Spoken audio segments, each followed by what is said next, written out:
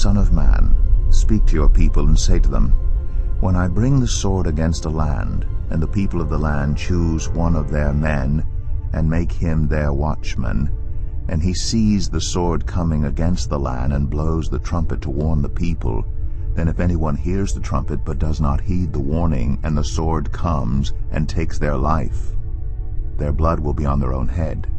Since they heard the sound of the trumpet but did not heed the warning, their blood will be on their own head. Woe to those who plan iniquity, to those who plot evil on their beds. At morning's light they carry it out because it is in their power to do it.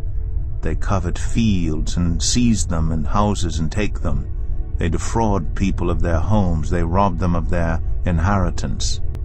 Therefore the Lord says, I am planning disaster against this people, from which you cannot save yourselves. You will no longer walk proudly, for it will be a time of calamity. Do not prophesy, their prophets say. Do not prophesy about these things. Disgrace will not overtake us. Go now to the place in Shiloh where I first made a dwelling for my name, and see what I did to it because of the wickedness of my people Israel. While you were doing all these things, declares the Lord, I spoke to you again and again, but you did not listen. I called you, but you did not answer. Do not my words do good to the one whose ways are upright? Lately my people have risen up like an enemy. You strip off the rich robe from those who pass by without a care, like men returning from battle. You drive the women of my people from their pleasant homes.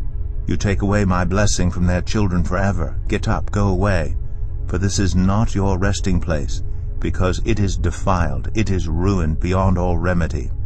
If a liar and deceiver comes and says, I will prophesy for you plenty of wine and beer, that would be just the prophet for this people.